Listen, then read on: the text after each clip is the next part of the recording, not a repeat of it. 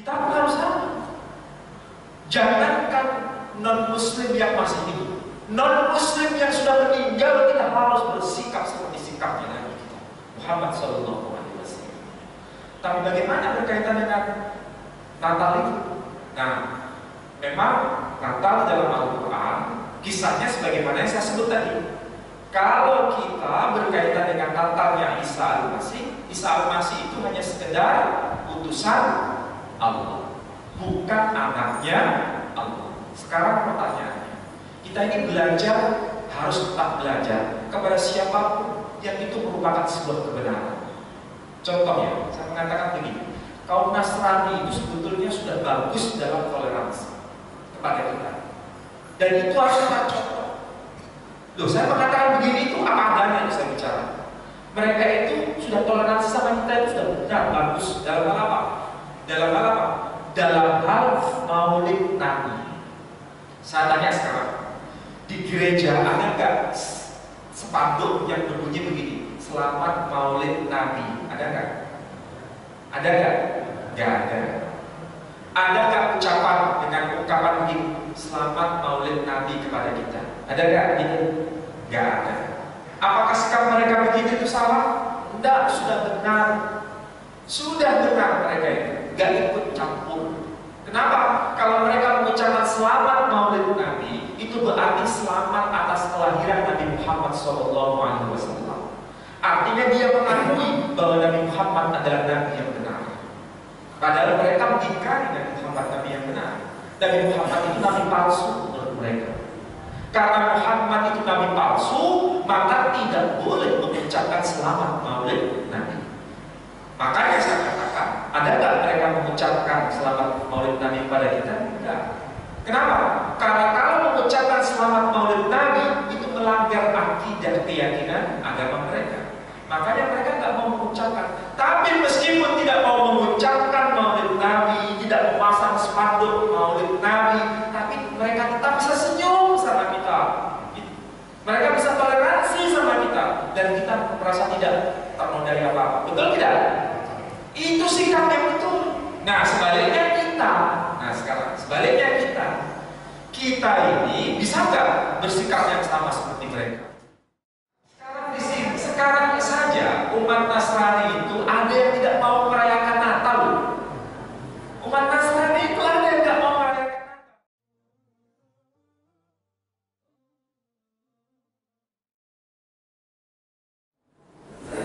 Assalamualaikum warahmatullahi wabarakatuh.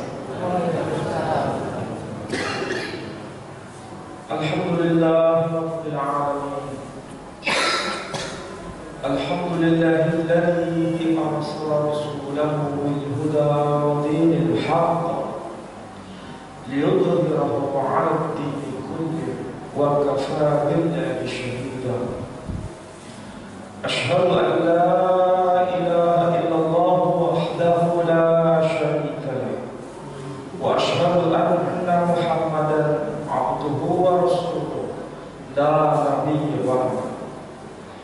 Allahumma salli wa sallim wa barik ala habibina wa syafi'ina wa nabiyyina Muhammadin wa ala alihi wa sahbihi wa sallama tasliman katsiran. Fa ya ayyuhal hadirun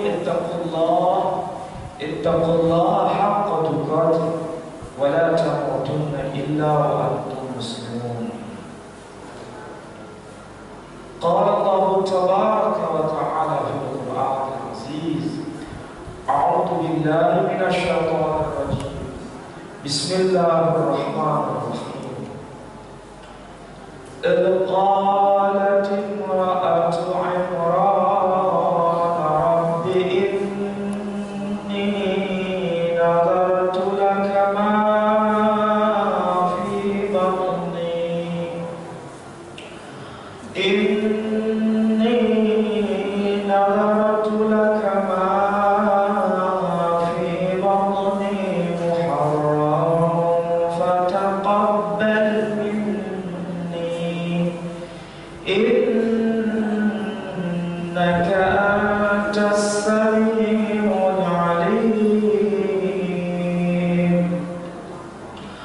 فلما وضعتها قالت رب إني وضعتها أنثى والله أعلم بما وضعت وليس الذكر كالأنثى وإني سميتها مريم وإني أعيذها بك وذريتها من الشيطان الرجيم. صدق الله العظيم.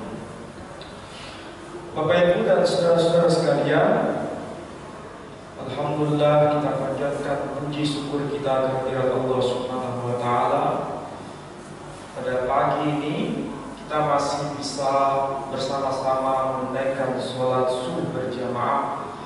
Mudah-mudahan kehadiran kita di tempat yang mulia ini semua di antara kita mendapatkan rahmat dari Allah Subhanahu wa taala. Amin. Saudara-saudara, ini adalah bulan Desember. Mudah-mudahan bulan Desember ini kita bisa menyikapi secara benar, kita bisa bertoleransi secara benar, kita bisa menegakkan kebenaran sesuai akidah kita secara benar. Saudara-saudara sekalian, kalau kita bicara mengenai pernyataan Natal, sebetulnya ada perspektif baru yang dinyatakan dalam Al-Quran. Perspektif baru yang saya maksud itu, satu berkaitan dengan Natalnya Sayyidah Maryam Al-Adra, yang kedua berkaitan dengan Natalnya Isa Al-Masih alaihissalam. Jadi alaihissalam berkaitan dengan Isa Al-Masih. Saudara-saudara sekalian, supaya kita bisa tahu bagaimana Al-Quran menjelaskan kepada kita, sebelum saya bicara mengenai Natal Isa Al-Masih, saya bicara mengenai Natal Sayyidah Maryam Al-Adra, yang seringkali barangkali kita belum pernah mendengar soal ini. Apa yang dimaksud dengan istilah Sayyidah Maryam Al-Adra? Itu maksudnya sang perawan Maryam. Jadi Maryam itu disebut Al-Adra, artinya sang perawan. Jadi saudara-saudara sekalian, Allah sudah mengungkapkan dalam Al-Quran, dan tentu saja apa yang dikatakan Al-Quran itu pasti benar. Hanya saja bagaimana kita memahaminya. Di dalam surah Al-Imran, saya tidak tahu ya kenapa ya ayat ini termaktub di dalam surah Al-Imran. Tapi di dalam surah Al-Imran, Allah Subhanahu wa ta'ala memberikan informasi kepada kita. Ayatnya berbunyi demikian: Innallaha astafa Adama wa Nuha wa ala Ibrahim wa ala Imran 'alal 'alamin. Sesungguhnya Allah telah memilih Adam dan juga Nuh dan juga keluarga Ibrahim dan juga keluarga Imran 'alal 'alamin, yang ada di semesta ini. Jadi ada beberapa figur yang diungkapkan dalam Al-Quran, dan figur ini diuraikan secara berurutan. Pertama berkaitan dengan figur Adam, kedua berkaitan dengan figur Nuh, yang ketiga berkaitan dengan figur keluarga Ibrahim, dan yang keempat berkaitan dengan figur keluarga Imran. Ini tidak mungkin saya jelaskan satu-satu, sebab kalau saya jelaskan semua tidak akan selesai. Minimal para jamaah pernah mendapatkan pemahaman yang pernah saya uraikan di sini. Salah satu kisahnya berkaitan dengan Nuh. Kesimpulannya adalah pada zaman beliau manusia dipilih dan dipilah menjadi dua kelompok. Satu, orang-orang yang selamat dalam bahtera hati Nuh, dan yang lain mereka yang tenggelam dalam samudra besar. Orang-orang yang masuk dalam bahtera Nuh, mereka disebut sebagai orang-orang yang soleh. Mereka yang tenggelam dalam lautan besar karena mereka bukan masuk kategori orang-orang yang soleh. Inilah peristiwa besar yang tidak pernah terjadi sebelumnya dan tidak akan pernah terjadi setelahnya. Ini salah satu berkaitan dengan figur Nuh. Nah, figur yang akan kita bahas di sini sebagai pengantar awalnya berkaitan dengan figur keluarga Imran. Siapa itu keluarga Imran? Dan apa hubungannya dengan Sayyidah Maryam al-Azhar?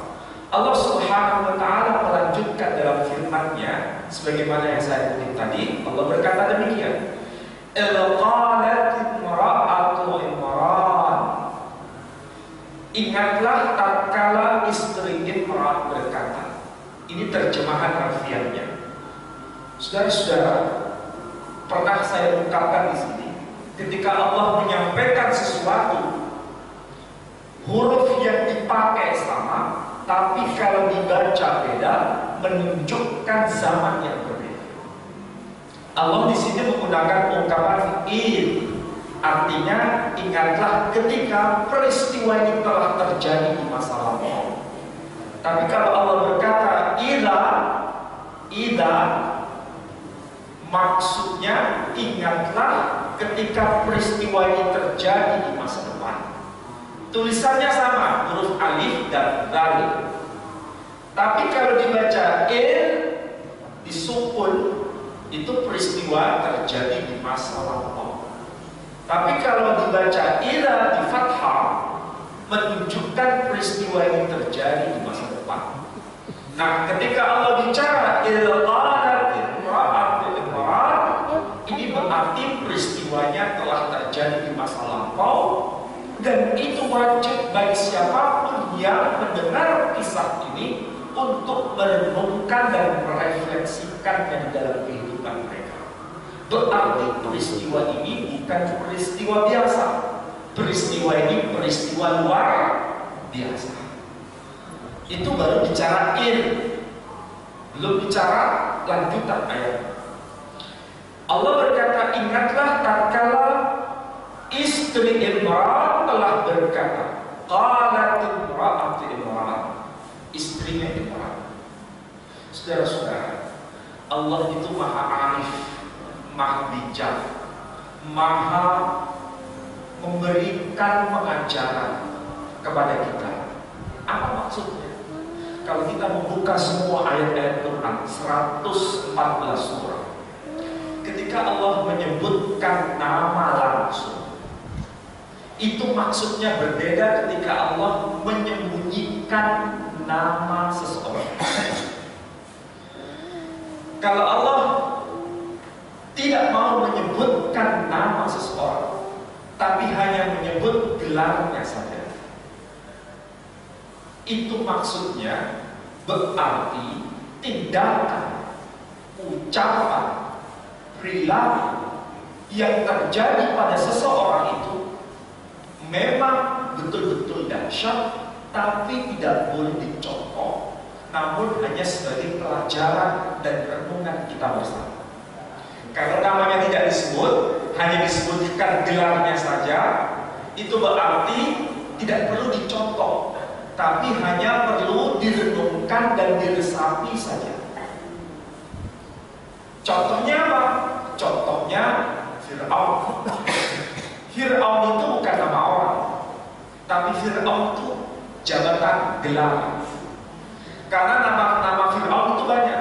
Ada Fir'aun Amenhotep, ada Fir'aun Ramses, ada Fir'aun Meneptah. Kalau pernah umrah, pasti ada yang pernah mampir ke Mesir. Di sana banyak bangunan-bangunan tempat makam-makamnya Fir'aun, bangunan-bangunan tinggi, segitiga, dan itu semuanya disebut Fir'aun, tapi namanya masing-masing beda. Nah, Quran ketika bicara mengenai Fir'aun zamannya Nabi Musa, tidak disebutkan namanya. Kenapa?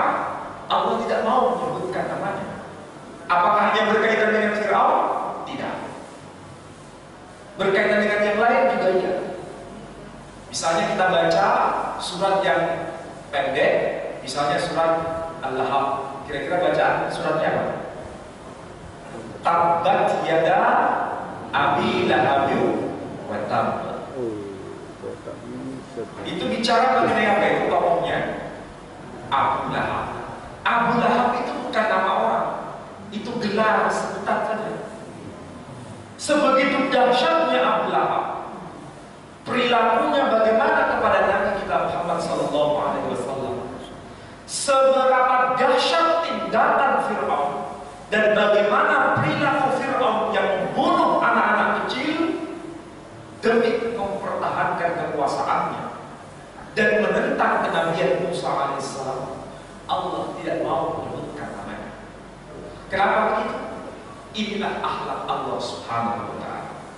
Sebaliknya, ketika bicara menyebutkan namanya secara langsung, namanya disebutkan langsung namanya.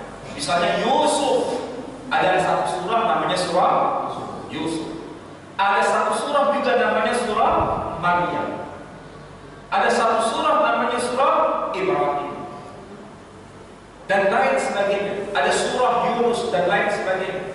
Kenapa Allah menyebutkan nama-nama mereka? Karena kita diwajibkan untuk mencontoh tindakan mereka, untuk memfotokopi tindakan-tindakan mereka.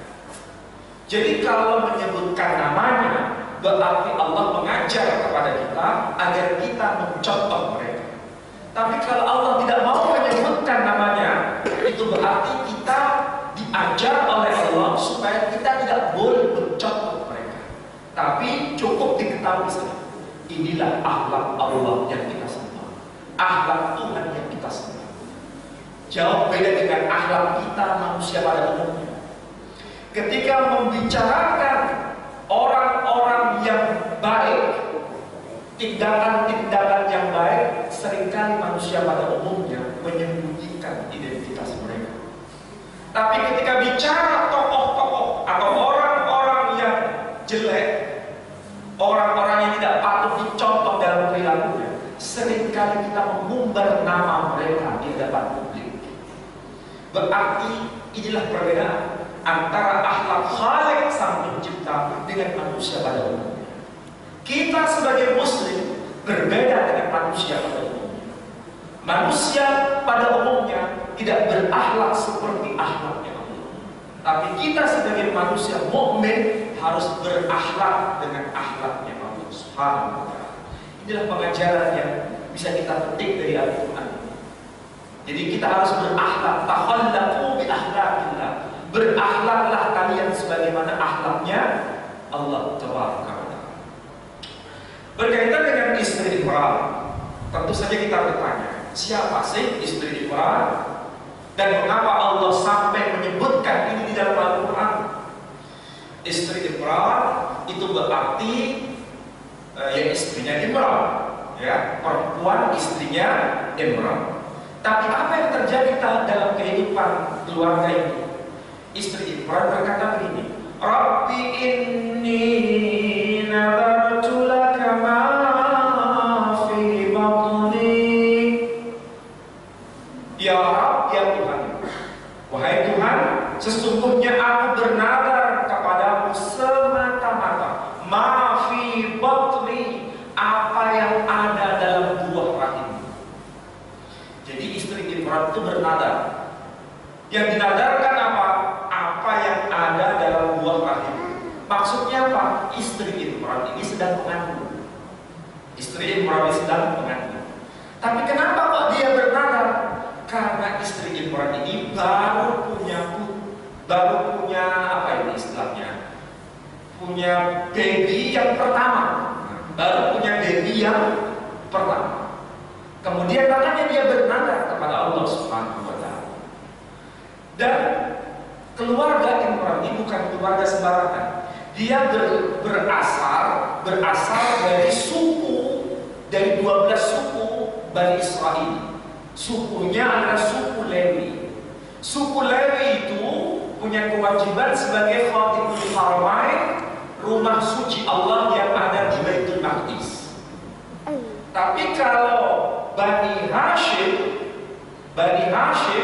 itu suku yang khusus dari bangsa Arab yang punya kewajiban khusus jadi sebagai khadimul haramain, rumah Allah yang ada di Makkah Al-Mukarramah. Nah ini bedanya ya. Makanya Nabi Musa, Nabi Harun itu berasal dari mana? Dari suku Lewi. Dan Imran di sini juga berasal dari suku Lewi atau Bani Lewi. Tahu tidak? Berapa sih jumlah anaknya Nabi Yakub itu? Jumlah anaknya Nabi Yakub itu ada 12 orang. Termasuk Lewi, Yusuf, Benyamin, Ruben, Simon, dan lain sebagainya ada 12. Nah ini adalah suku Lewi. Semua keturunan Lewi disebut Bani Lewi. Bani Lewi. Salah satunya berkaitan dengan keluarga Imran. Sehingga keluarga Imran, istrinya Imran ini bernada, apa yang telah dikandung ini nanti dipersembahkan sebagai muharram, sebagai persembahan khusus kepada Allah. Maksudnya nanti anaknya akan dijadikan sebagai pelayan suci di rumah Allah Subhanahu wa ta'ala. Dan itu yang diharapkan oleh istrinya Imran. Fataqabbal minni, maka kabulkanlah apa yang aku nadarkan ini. Ini ungkapan istrinya Imran kepada Allah. Innaka antas sami'ul alim, sesungguhnya engkau yang maha mendengar lagi maha mengetahui. Kemudian ayat ini berlanjut. Falamma wada'atha, maka tatkala dia telah melahirkan, qalat, istri Imran berkata, Rabbi inni wada'tuha unsa.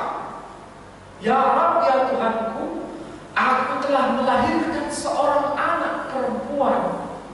Wallahu a'lamu bima wada', dan engkau ya Allah yang maha mengetahui atas kelahiran ini. Walaysa dzakaru kal unsa, dan laki-laki itu tidak sama dengan perempuan. Berarti pertanyaannya sekarang, yang diharapkan istri Imran itu anak laki atau anak perempuan? Anak laki-laki. Tapi Allah mengganjar kelahiran itu anak perempuan, sehingga dia menyatakan sesuatu dalam tanda kutip agak protes kepada Allah Subhanahu wa ta'ala, mengeluh kepada Allah Subhanahu wa ta'ala. Kemudian dia berkata, walaysa dzakaru kal unsa, laki-laki itu tidak sama dengan perempuan. Berarti yang dinadarkan itu babynya sebetulnya yang diharapkan itu laki atau perempuan? Laki. Tapi faktanya perempuan. Istri Imran memang peristiwa sejarah. Istri Imran memang pernah terjadi dalam sejarah. Tapi istri Imran mewakili kita semua, mewakili kemanusiaan itu. Maksudnya apa? Dia berharap sesuatu, tapi berbeda dengan kenyataannya. Kita pun manusia pada umumnya begitu. Kita berharap begini dan begitu, tapi faktanya begini dan begitu. Tahu maksudnya? Yang diharapkan A, ternyata yang faktanya, realnya jadi B. Kadang-kadang manusia mengeluh tidak? Mengeluh. Kita pun pasti mengalami hal yang serupa. Tentu dalam contoh yang berbeda. Mungkin maunya begini, ternyata kok jadinya begitu. Yang diharapkan begitu, tapi jadinya begini. Semua pasti mengalami itu. Dan kita kalau merenung apa yang terjadi dalam kehidupan kita pasti mengalami itu. Itulah fakta real. Jadi kita terwakilkan dengan ungkapan istrinya Imran, berkaitan dengan antara fakta dan kenyataan tidak sama. Tapi seringkali ketika dihadapkan pada fakta dan kenyataan tidak sama, sering kita mengeluh. Mengeluhnya itu kadang-kadang kita suudzon kepada Allah. Padahal tidak boleh suudzon. Apa yang terjadi pasti ada hikmahnya. Pasti ada hikmahnya. Itulah sebabnya ketika yang diminta itu adalah anak laki-laki, ternyata yang muncul anak perempuan. Di situ ada ungkapan mengeluh. Walaysa dzakaru kal unsa, laki-laki tidak sama dengan perempuan. Keluhan ini, saudara-saudara, diekspresikan dengan ungkapan apa?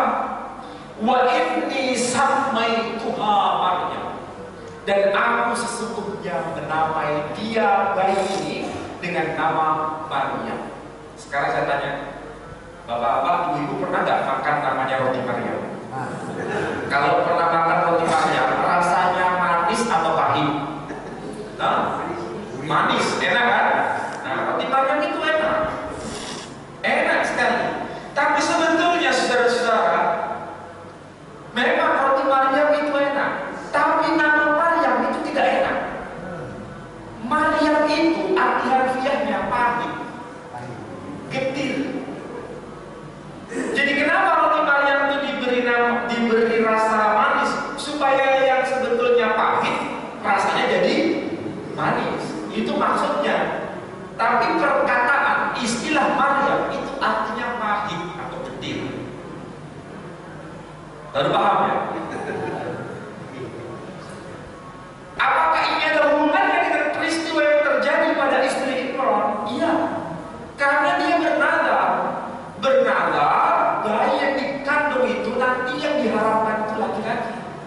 Ternyata kata orang Surabaya jeketek, yang justru lahir anak perempuan. Harapan yang tidak sama dengan kenyataan ini diekspresikan dengan nama.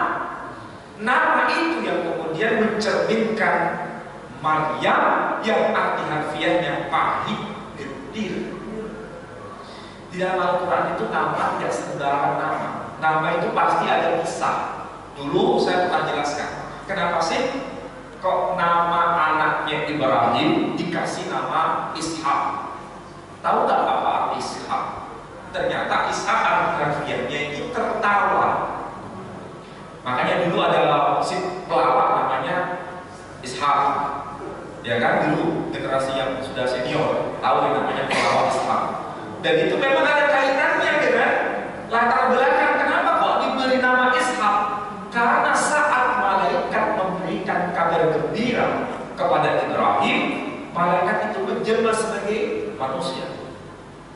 Di balik tabir istrinya Ibrahim yang bernama Sarah, ketika mendengar percakapan antara Ibrahim dengan malaikat, malaikat berkata, nanti istrimu itu akan mengandung seorang bayi.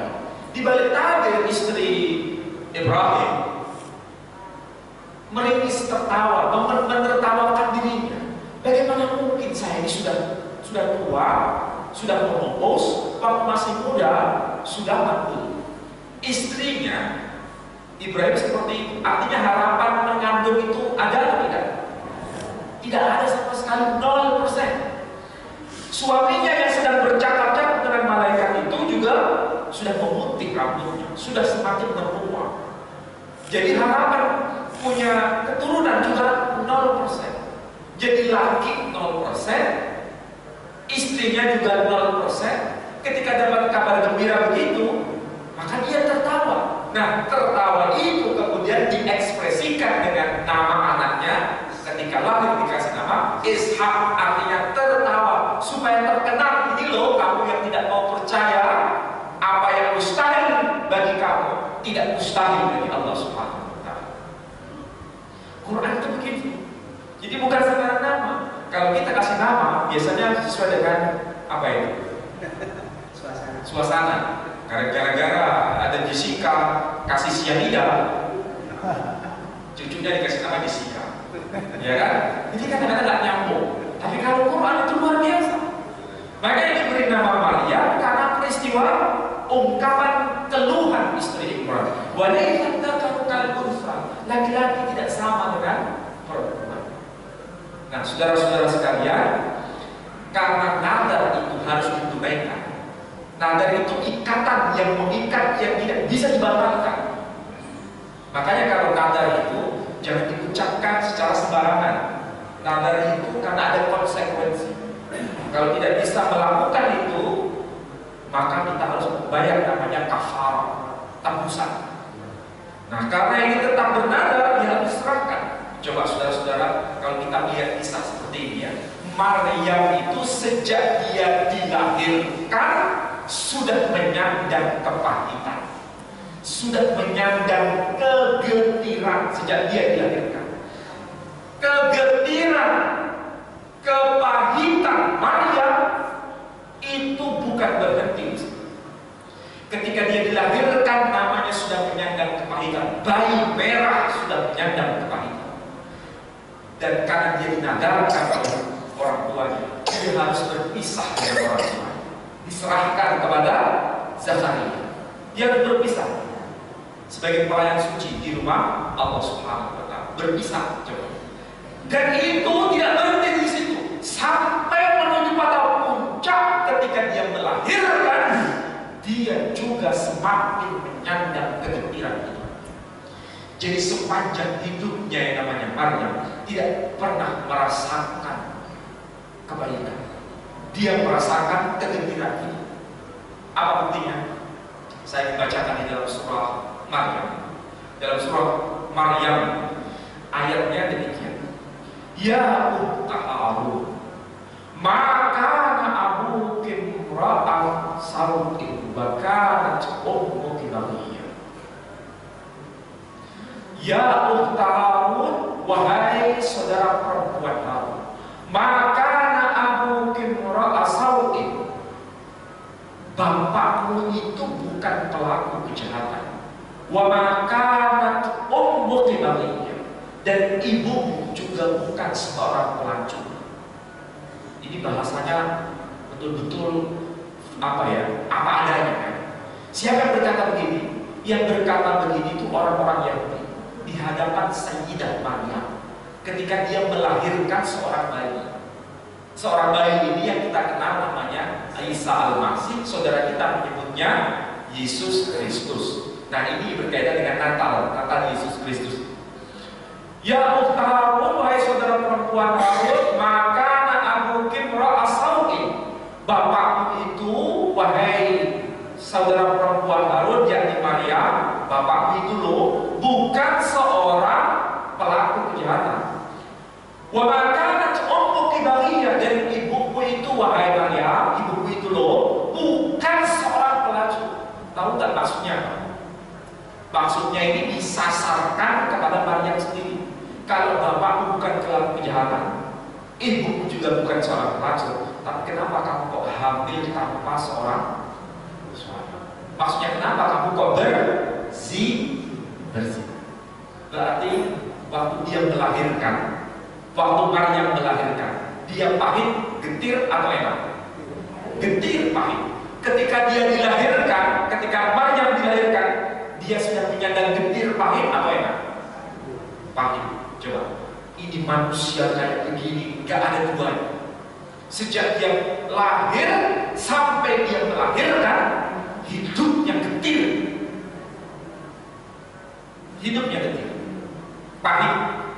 Inilah sebabnya kenapa Allah berfirman di dalam Al-Quran dan mengisahkan itu kepada kita, supaya kita mengambil teladan atas pribadi Maryam.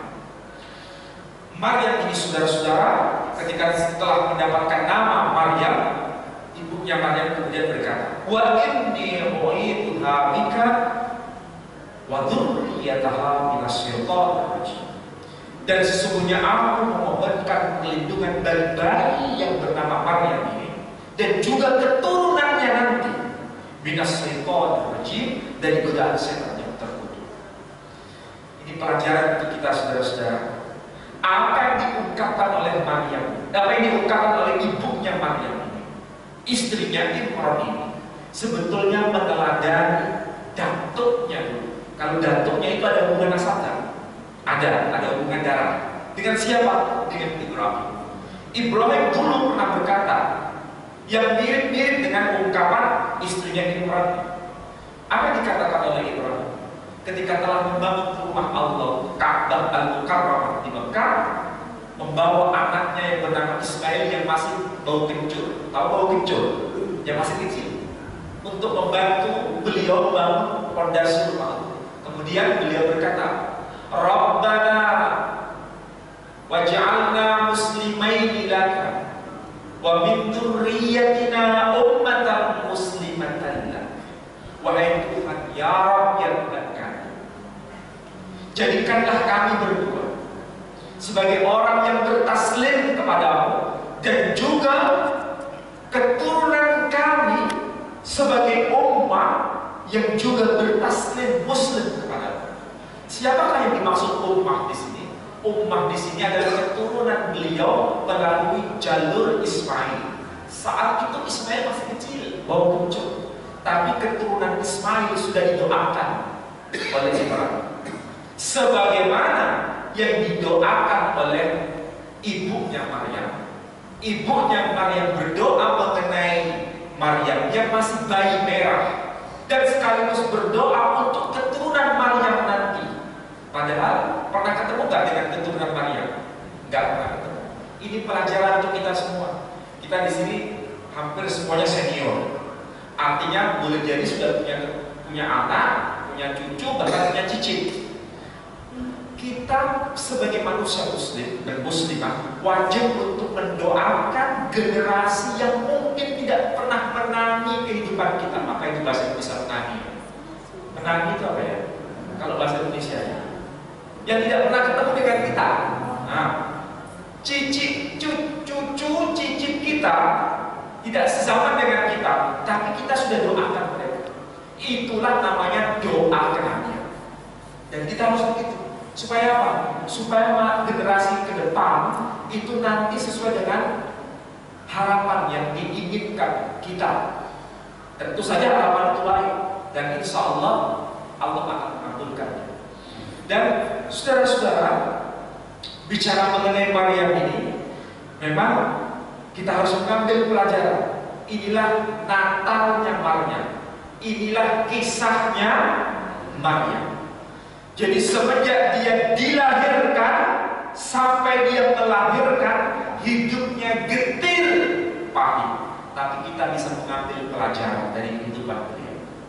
Baru kemudian setelah itu kita bicara sosok manusia yang lahir dari rahimnya Maryam. Siapakah beliau? Isa. Isa Al-Masih itu juga kontroversial, sebagaimana ibunya juga kontroversial. Ini manusia unik, manusia unik. Saudara-saudara, agama ini yang berbicara mengenai Maryam itu ada 3. Islam bicara Maryam, saudara kita Nasrani bicara Maryam, saudara kita Yahudi juga bicara Maryam. Hanya saja penyebutannya agak beda dikit. Kalau Quran menyebutnya Maryam, tapi orang Yahudi menyebutnya Miryam. Jadi bahasa Ibraninya Miryam, bahasa Arabnya Maryam. Maksudnya beda atau sama? Sama. Istilahnya aja yang agak berbeda. Orang Jawa kan menyebut pintu lawang, orang Madura menyebut apa? Label. Maksudnya sama atau beda? Sama. Jadi Maryam sama, lawang, label sama. Lalu bedanya di mana? Bedanya ini. Kalau menurut Quran, Maryam itu wanita suci, makanya disebut sang perawan. Bahasa Arabnya al-adra, perawan. Tapi perawannya itu melahirkan seorang utusan Allah. Jadi dia hamil, melahirkan seorang bayi, bayinya bayi laki-laki, tapi tanpa perantara seorang laki-laki. Dan itu atas mukjizat Allah Subhanahu wa Ta'ala. Jadi dia melahirkan utusan Allah. Sementara saudara kita yang Nasrani agak berbeda dengan kita. Ada samanya. Samanya di mana? Samanya sama-sama disebut Maryam itu perawan suci. Sama, perawan suci. Tapi bedanya perawan suci ini bukan melahirkan utusan Tuhan, tapi melahirkan anak Tuhan. Jadi beda saudara? Beda. Utusan Tuhan tidak sama dengan anak Tuhan. Meskipun yang melahirkan sama, sama-sama Maryam, sama-sama perawan suci. Tapi menurut Quran, melahirkan utusan Tuhan Rasulullah, sedangkan menurut Nasrani melahirkan anak Tuhan atau yang disebut ibnullah. Makanya dalam Islam dia dikenal sebagai manusia perawan saja, tapi dalam agama Nasrani disebut ibunya Tuhan. atau disebut Maria Bunda Allah. Pernah nggak mendengar istilah itu? Nah, Maria Bunda Allah. Maksudnya apa? Maria yang telah melahirkan Allah. Nauzubillah. Nah, itu ajaran yang berbeda. Saudara-saudara, kita sebagai Muslim harus toleran. Toleran maksudnya apa? Toleran terhadap keyakinan lain. Harus toleran terhadap agama lain. Harus maksudnya apa? Ya harus tahu imannya agama lain begitu. Kita nggak boleh ikut campur. Nggak boleh ikut campur. Tapi kita harus tahu bagaimana Quran bicara. Bagaimana ajaran mereka juga bicara. Ada bedanya atau ada samanya? Ada samanya, ada bedanya. Sehingga kita nanti tahu jelas bagaimana kita menyikapinya. Nah, saya belum bicara menyikapi. Saya bicara, oh ternyata ada samanya dengan Nasrani, tapi juga ada beda. Nah, ini penjelasan awalnya. Ada satu lagi, yakni agama Yahudi. Agama Yahudi itu saya sebut sebagai ekstrem kiri. Kenapa saya sebut sebagai ekstrem kiri? Karena bicara mengenai Maryam. Maryam itu bukan disebut sebagai perawan suci, bukan melahirkan utusan Tuhan, juga bukan melahirkan anak Tuhan, tapi melahirkan anak zina. Itu menurut agama Yahudi. Jadi kita harus tahu begitu. Oh iya ya, ternyata agama Yahudi punya keyakinan begitu. Maryam disebut wanita pezina. Islam menyebut Maryam sebagai wanita perawan. Nasrani menyebut Maryam sebagai wanita perawan. Jadi ada kesamaan atau beda? Tiga agama. Bicara mengenai statusnya, Maryam menurut Yahudi seorang yang melahirkan anak zina. Menurut Islam, dia wanita yang melahirkan utusan Allah. Menurut Nasrani, dia wanita yang melahirkan anak Allah. Beda. Dengan demikian, baru kita bicara bagaimana kita menyikapi Natal itu. Saudara-saudara sekalian, gini, kita diajarkan dalam Islam ini, saudara itu ada dua. Satu, saudara dalam satu iman. Kalau sesama Muslim itu saudara dalam satu iman. Itu melebihi apapun. Tidak ada hubungan nasab, tidak ada masalah.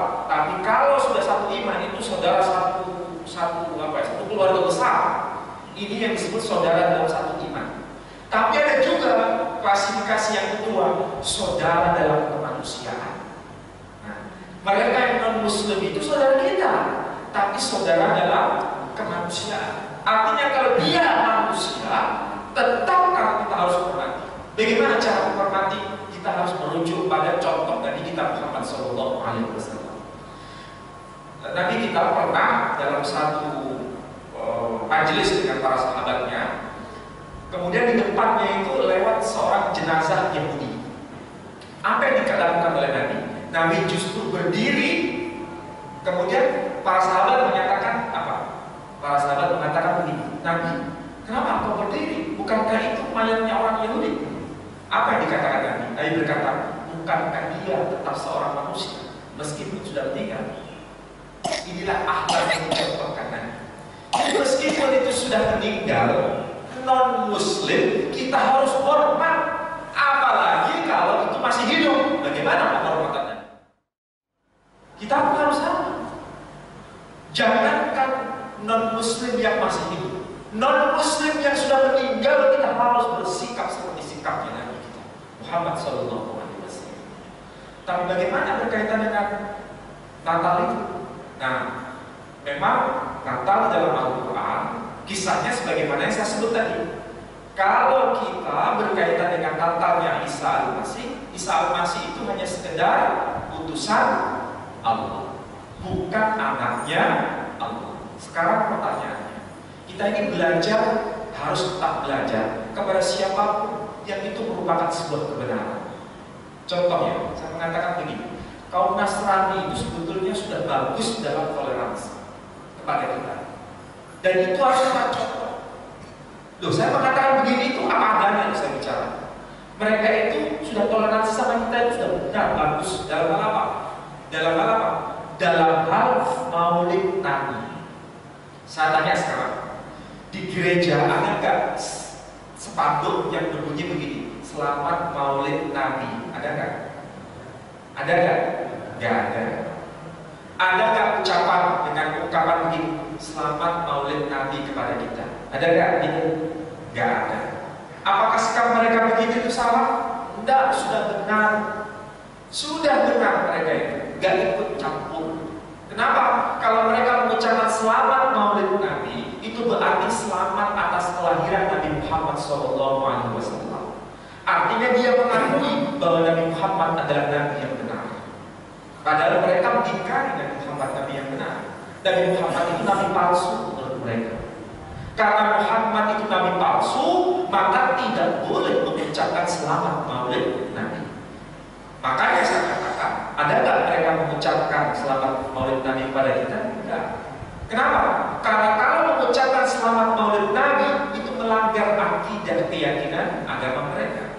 Makanya mereka nggak mau mengucapkan. Tapi meskipun tidak mau mengucapkan Maulid Nabi, tidak memasang spanduk Maulid Nabi, tapi mereka tetap bisa senyum sama kita. Mereka bisa toleransi sama kita, dan kita merasa tidak ternodai apa-apa. Betul tidak? Itu sikap yang betul. Nah, sebaliknya kita. Nah, sekarang sebaliknya kita ini bisa nggak bersikap yang sama seperti mereka? Seharusnya harus. Maksudnya apa? Selamat Natal, saya tanya. Itu selamat atas kelahiran seorang nabi atau selamat atas kelahiran Tuhan?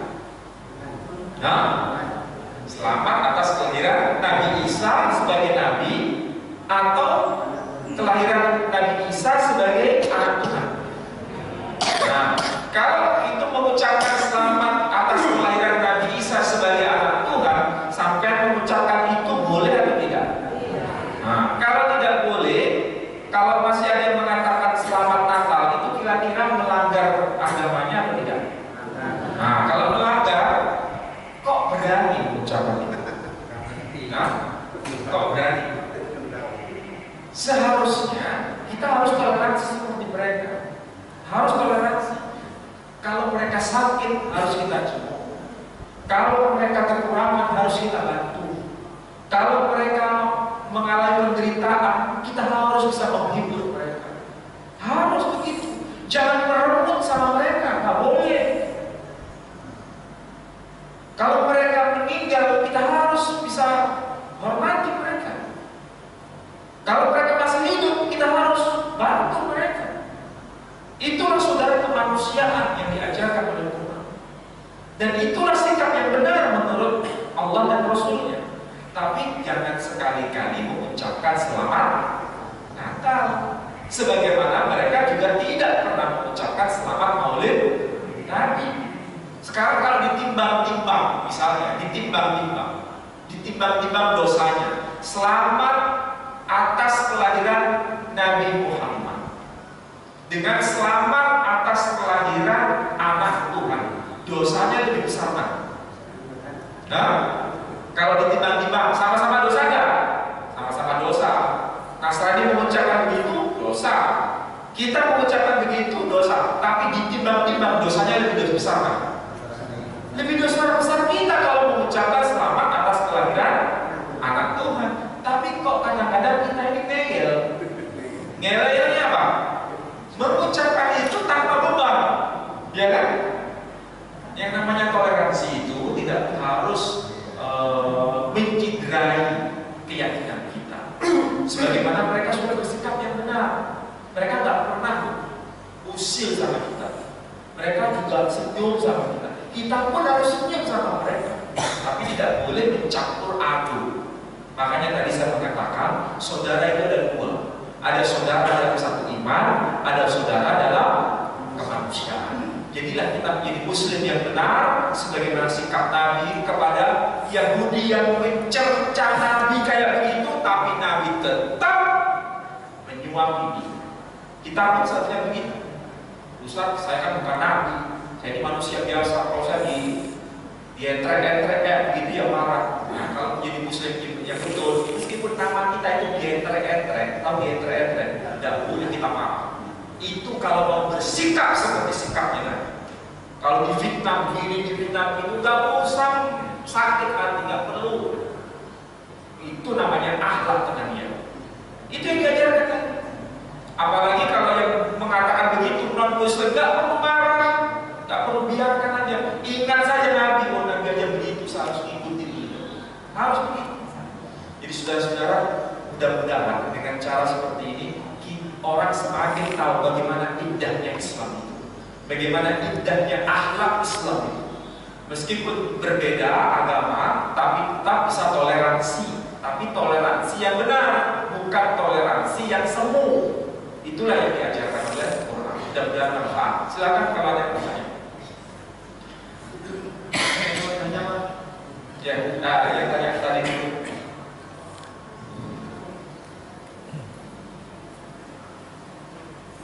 Terima kasih. Assalamualaikum warahmatullahi wabarakatuh. Mengenai ucapan ini, di negara kita ini kan juga ada yang non muslim. Mereka waktu hari raya Idul Fitri, mereka mengucapkan kalau ada Idul Fitri, maaf sehingga kita ini yang umat Islam, waktu mereka merayakan itu tidak mengucapkan selamat Natal, Pak. Bolehkah kita menyatakan selamat merayakan hari Natal? Terima kasih. Assalamualaikum. Ya, ini pertanyaan yang sering kali saya dengar, dan memang ini pengalaman hidup kita sebagai manusia di Indonesia. Semua pengalaman hal seperti ini. Tapi begini saudara-saudara sekalian, memang ini beban dalam kehidupan kita di kampung, di perumahan, atau di mana-mana. Bebannya apa? Kalau kita pada saat Idul Fitri dikunjungi, namanya kita orang timur, kalau dikunjungi balas mengunjungi enggak? Sebagai orang timur memang balas mesti kunjungi memang. Kalau dikunjungi ya balas mengunjungi. Masalahnya ini mengunjungi yang dikunjungi ini sepadan atau tidak, itu masalah. Ya kan? Kalau mengunjungi dan dikunjungi itu wajib memang. Tapi masalahnya ketika kita dikunjungi itu berkaitan dengan keyakinan mereka tidak. Misalnya Idul Fitri, selamat Idul Fitri, melanggar keyakinan agama lain? Tidak. Selamat Idul Adha, selamat berpuasa, itu melanggar keyakinan agama lain menurut keyakinan mereka? Tidak. Tapi kalau kenapa kok tidak ada selamat Maulid Nabi? Kenapa? Karena itu berkaitan dengan melanggar keyakinan mereka. Ya kan? Kita ini masalahnya tidak tahu Natal itu apa hakikatnya. Ya kan? Kalau mengunjungi, ya mengunjungi tapi jangan di bulan Natal, ya mengunjungi di bulan lain. Itu yang harus kita lakukan. Nah masalahnya kita ini mengunjunginya itu bagaimana ini caranya? Ya pokoknya jangan pas momen itu. Pas momen itu jangan, tapi di luar momen itu boleh mengunjungi. Kalau perlu ajak makan di restoran dengan ya cerita soal apa lain-lain, tapi jangan bicara soal Natal. Karena Natal ini begini, itu sederhana, tapi itu bermasalah. Saya tanya sekarang, kalau seorang laki-laki mengatakan kepada istrinya, aku talak kamu, itu jadi atau tidak? Aku talak kamu, itu jadi atau tidak? Itu ucapan atau tidak? Sederhana atau tidak? Sederhana itu. Kalau orang mengatakan selamat Natal, kalau dia tahu itu, dan sengaja mengucapkan itu, sadar dengan ucapan itu batal kan? Ini masalah, ini menjadi ikhtilaf di kalangan ulama. Karena kita harus berikhtiar hati-hati supaya tidak terjebak dalam itu. Maka maka lebih baik tidak mengucapkan ibadah. Tapi bergaul harus tetap bergaul. Tapi ya utarakan terus terang ke keyakinan ini supaya kami tidak merasa bagaimana begitu ya. Utarakan saja, utarakan. Supaya mereka iya nggak apa-apa pasti begitu. Masalahnya kita ini tidak mau ngomong masalahnya. Kalau kita ngomong pasti mereka paham.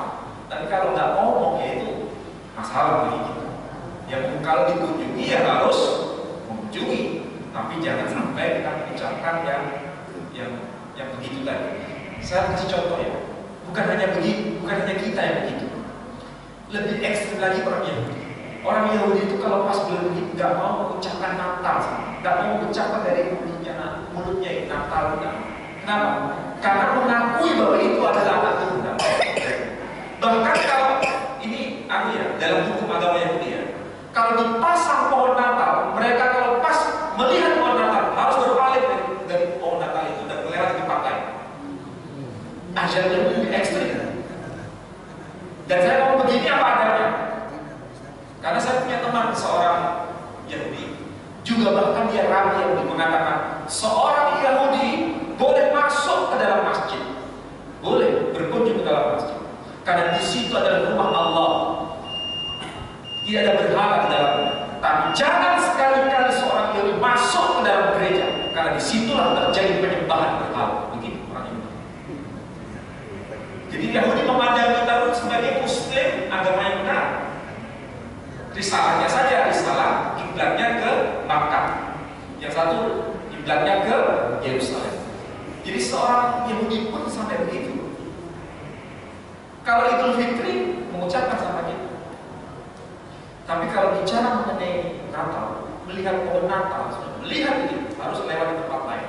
Yang sampai lewat tempat ekstrim kan begitu. Kita nggak se-ekstrim begitu. Kita kalau ada pohon Natal ya bisa biasa aja, ya kan? Nggak ada masalah, nggak ekstrim.